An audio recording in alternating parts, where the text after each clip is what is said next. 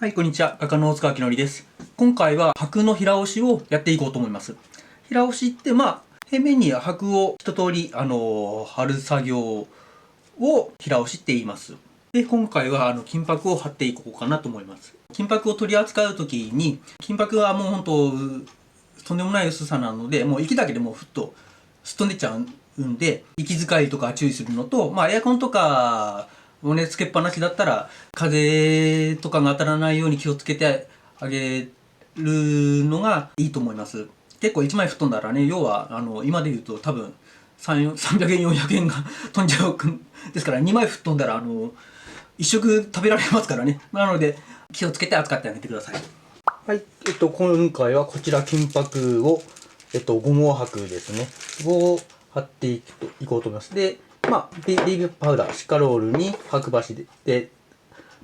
砂子の時の動画でもやりましたけど、箔がくっつきやすいんで、こまめにこのベビーパウダー、手とか白箸につけて扱ってくださいね。その他の道具で、箔を明かすための明かし紙。僕は箔の相性を使ってます。で、椿油とバレン。あと新聞紙使いますね。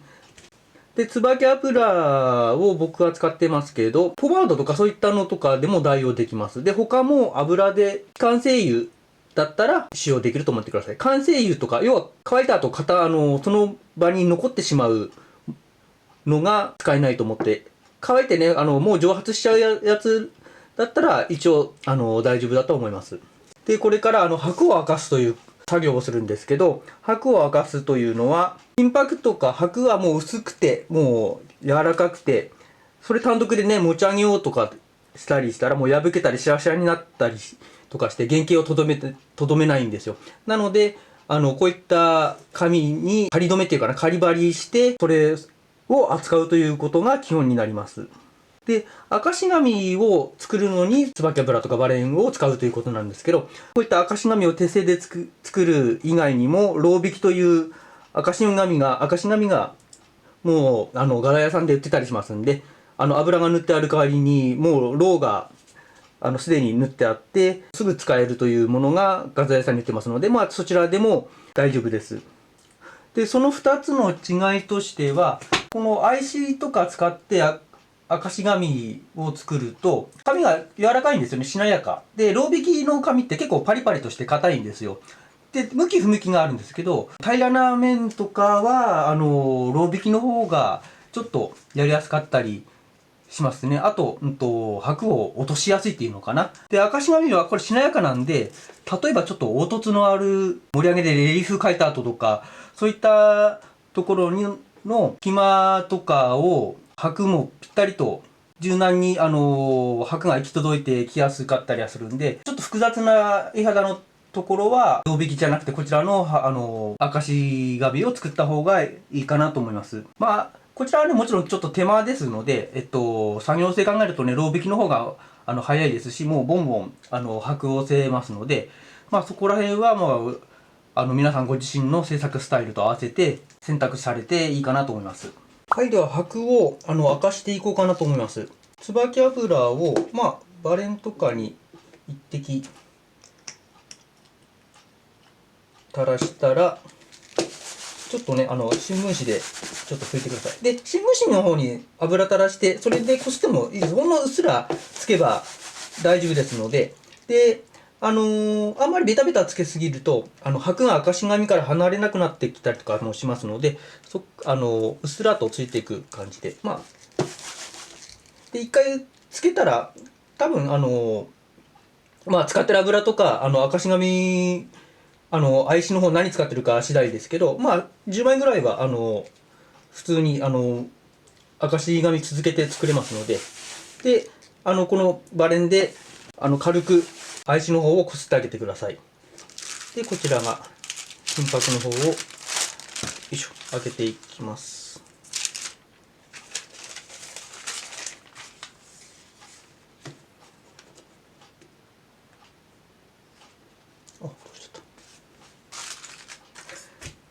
で、これ箔のIC取るんですけど、これ1枚だけ、IC だけ取るのって結構難しかったりするんですよね。下の箔が動いてしまったりとかして。特に立ち切りの箔だと愛紙と金箔が全く同じ大きさなので、その愛紙だけ取るのがちょっとコツがいたりするんですけど、そういった時はもう愛紙ごとちょっと箔全体でいいですのでつまんであげて、ちょっと外側にキュッとつねるように外側にこすってから上げてください。そうするとこんな風に一枚反り上がってくれるので、それを取ってあげてください。よいしょ。こうやって、ちなみに浮き上がったやつとかはちょっと手で直してあげて、で先ほどやったIC 油を塗ったIC の方を金箔の上に重ねます。で重ねるときに、よいしょ、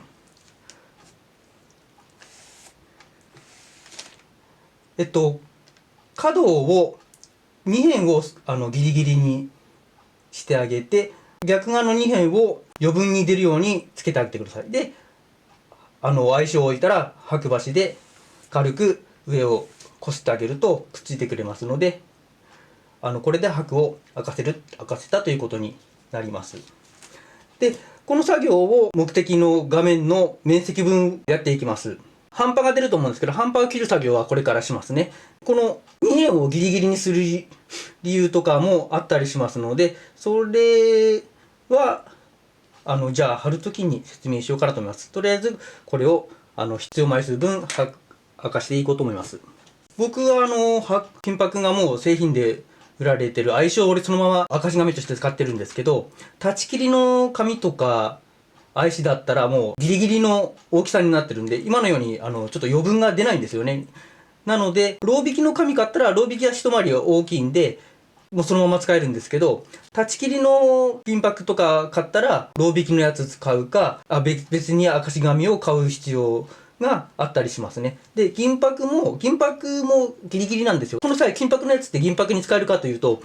金箔って銀箔より一回りサイズが小さいんで、これもこれで銀箔用の赤し紙を買うかロー引きの赤し紙を買うかをすることになると思います。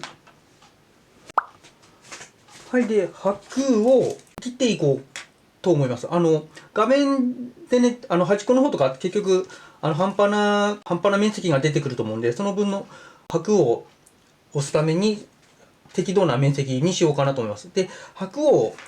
切るときに箔そのままカッターとかで切ろうとするともう柔らかくてズリズリズリと箔を引きずって形が崩れてしまうんですよね。なので明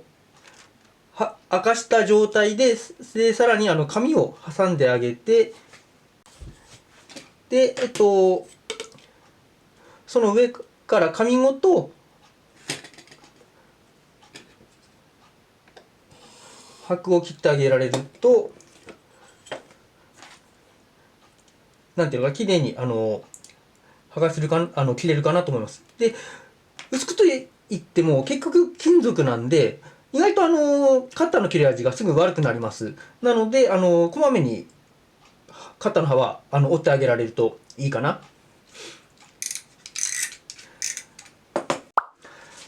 また平押しの時に箔足をどうしても出したくないって方はよいしょ、ちょっとこっち側の方がいいかな。こっち側のできるだけ面積少なくしたやつをうっすらと箔と紙を少しだけ切り落として紙と箔をもうぴったりにしてあげるといいと思います。でその理由は金箔を押した時によいしょ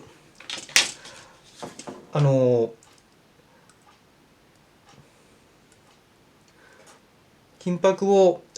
実際に画面に置いた時に下にね接着成分の動作だったりニカだったりが塗ってあるんですけど、この余った紙から動作の分が染み込んで内側にちょっと染み込んでくるんですよね。でそれでいざ赤し紙を取った時に赤し紙側に箔がくっついてきてしまったり、くっつかなくてもその箔の上側にちょっと接着成分があるんで、次の箔を置いた時の重なりの部分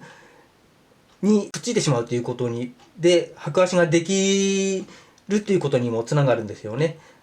なのでできるだけ白足をちょっと抑えたいって方は端っこを切り落としてあげて、端っこっていうから2辺のギリギリのところに合わせた方の2辺を切り落としてあげてください。こっち側は余って大丈夫です。赤瀬作業が終わったら今度貼る予定の画面に貼る予定の箇所に動作か煮川水を塗ることになります。この動作か煮川水が要は箔を接着する接着剤として塗るやつなんですが、つなごの時にも少し言いましたが、捨て動作、捨て煮川とかを前もってしてあげられるといいですね。特にこういったまだ何も書いてない状態だったらあまり捨て動作、捨て煮川はそんなに気にしなくても大丈夫ですけど、下味に絵の具とかが乗ってある時は絵の具が動作やってる時の接着剤の動作を実際に塗ってる時の作業でもう絵の具が動いてしまうと困ってしまうんで、捨て動作、捨て煮川をできるだけして絵の具が動かないようになってから箔を貼る作業をしてあげられるといいかなと思います。僕は動作を使ってるんですけど、煮川水使うか動作液使うかの判断っていうのかな、その材料になるような話としてまず単純なことで言うと、動作の方が耐水性になるっていうか強固にちょっとなってくれるんで、箔を貼った後にまだ絵の具のせたりとかいろいろと作業がしたいっていう方は動作の方がちょっと安心なところがあります。で、もう一個として煮川水と動作で煮川水を使う場合にはちょっと濃くすることになるんですよね。動作はちょっと強固に固まってくれるで結構薄くできるっていうのかな。なので箔を貼る作業の時に結構人によってやり方はちょっと違うんですけど、僕がおすすめするやり方だと結構たっぷり接着成分としての要は動作を塗りたいんですよ。結構たっぷり塗ってあげるとそのシワとか気泡が入る防止になってくれるんで、僕はこっちの方をするんですよ。でこれを煮川水でやろうとするとちょっと濃くなる反面、結構煮川水固まったらなんかこういうのが溜まったものが固まったらカチカチに固まるところとかができやすいんですよね。なのでそういったことからちょっと僕は動作の方が都合が良かったんで動作を選んでます。人によってね2回でもうまくくっつけられる人はくっつけられますからね、そこら辺はもういろんなもう作家さんによって判断が分かれるところだと思います。であと結構ご存知の方いるように動作は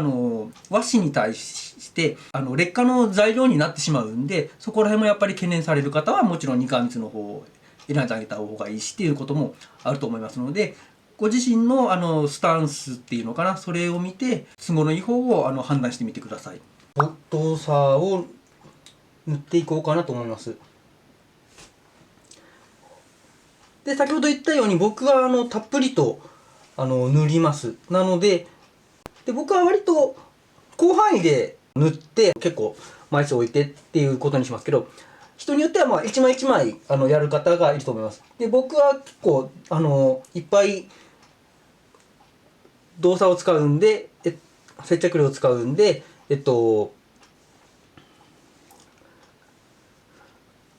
一枚一枚ではなくて一気に数枚いく感じですね。この動作を和紙に塗ってでちょっと間を置いてください。動作が紙に染み込むタイムラグっていうのかな、時間差がありますのでしっかりと染み込んでまた動作塗ったりとかをしてあげてからの方がいいですね。紙が割とひたひたな状態になってくれるとシワとか気泡防止になります。でうっすら塗っただけだと置いた時に気泡が入ったらやっぱりそこつかないんですよね。でたっぷり塗ってあると置いて気泡とかがついてもスーってもう水が下の水が引くと同時にスーってくっついてくれるんですよね。なので僕はこのやり方してます。でポンポン置いて気泡とかついて押さえる人とかね、柔らかい脱脂綿とかで押さえてくっつけるたりとかする人もいますんで、そのようにくっつけてもいいですし押さえてくっつけるとねシワとかがなるんでそういったことを予防したいんだったらたっぷりと指示体に動作を塗ってあげられるといいかなと思います。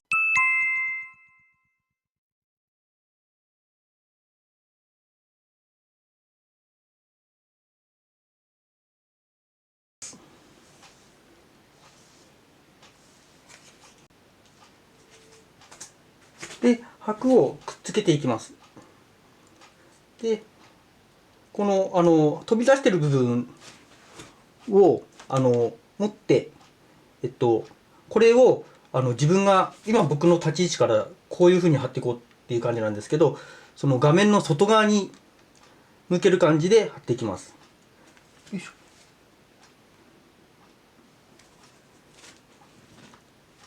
よいしょ。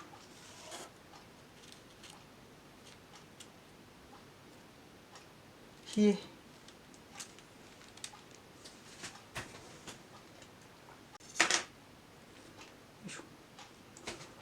ちょっとここ今開いたやつもここもちょっとかぶせて置いちゃいますね。よいしょ。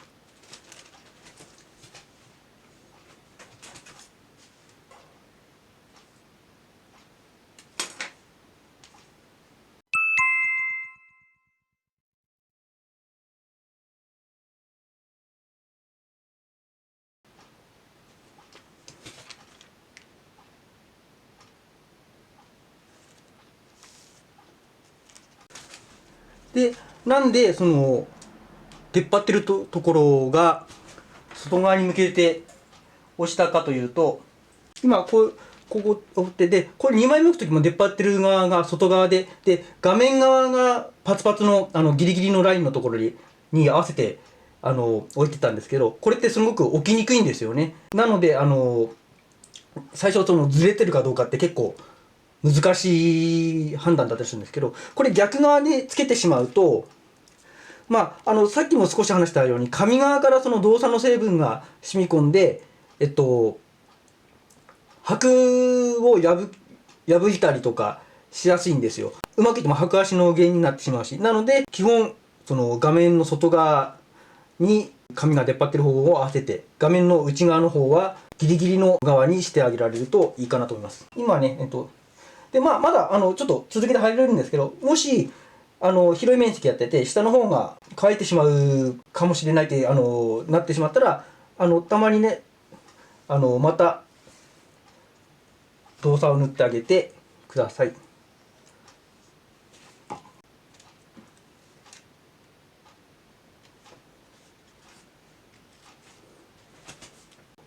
貼り終わりました。で、穴が開いたところとかはまた上からポッて切れっ端とかを貼ってあげたりとかしても大丈夫です。ただ、今濡れてる状態でリカバリーをしようとすると割と逆に他削ってっちゃったりとか置こうと思ったところが逆にちょっと傷口広げて取れたりとか結構しやすいんですよね。なのでまあその状況に応じて判断っていうのかな、不安だったらやっぱり乾いた後のリカバリーの方がいいかなと思います。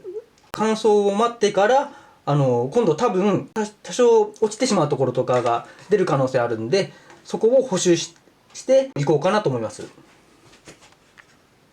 はい、で乾燥しました。余分な画面についてないひらひらに残ってる部分は取るんですけど、大きいひらひらのやつとかは金泥とかそういったのでとかでも使えますので、大きいひらひらとかは筆とかで取っちゃってください。ちゃんと取ってあげて、大きい形で残ってくれたら補修とかにも使えますし、金泥とか砂子とかにも使えますので、そういったのとかに使ってあげるといいと思います。はい、で大きいひらひらとか取ったら、あと細かいのはもう、脱脂綿とかで柔らかい布とか脱脂綿とかで取っちゃってください。はい、で拭い終わったら、あとは隙間が空いてしまったところとかが出たらそれの補修とかになります。それでまた動作を使います。で例えばここに隙間があるんですけど、そこに動作を塗って、で大きいひらひらの余りとかあったらもちろんそれでもいいですし、赤し紙に残っちゃったやつとかそういったのとかを利用してもいいし、ちょっと今めぼしいのがないから明かしたやつの切れ端を使おうかな。よ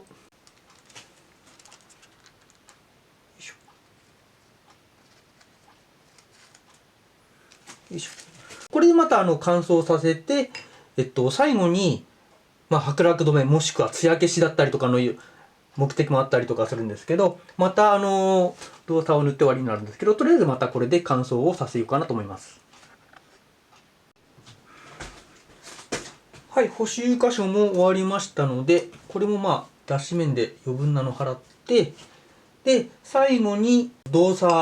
を剥落防止の動作を塗ります。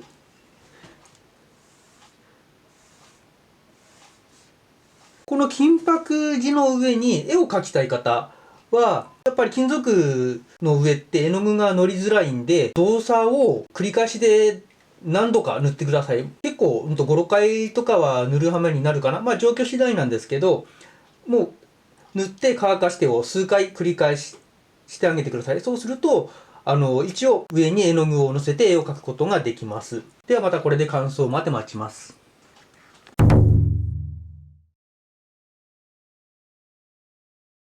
とりあえず箔の平押しについては以上になります。日本画の二革にしろ動作にしろ貼り方はウォーターギルティング系になりますので、ちょっとね難易度が高いです。オイルギルティング系はもうちょっと貼りやすい、やりやすいですね。オイルギルティングとウォーターギルティングの違いをちょっと説明すると、あくまでももうそういった傾向があるってだけで全部がそうってわけではないんですけど、ウォーターギルティング系は水分が飛んだら乾燥したらもうほとんど体積がなくなってくれるので、支持体の表情をかなり明確に出してくれます。オイルギルティング系は接着剤の成分が割と体積が残るので、そっちの表情が出やすいかな。例えばね、何か筆かなんかでその塗料っていうか接着剤塗ったらその筆ムラみたいなのとかが出てくるっていう傾向がありますね。ただそのオイルギルティングの方が白足がほとんど出ないしすごく貼りやすいです。全部がそうってわけじゃなくてオイルとウォーターで明確に分かれてねるわけじゃないんですよ。合いの子みたいなのもあったりとかするんで、あくまでもその方向性みたいな感じの話なんですけど、他のオイルギルティング系は何回かはやったことはあるんで、いずれまたそちらの方の金箔の貼り方とかもやっていこうかなと思います。ではとりあえずは今回はこれまでになろうかと思います。またこの動画がよろしいと思ったらチャンネル登録、高評価の方よろしくお願いします。ご視聴ありがとうございました。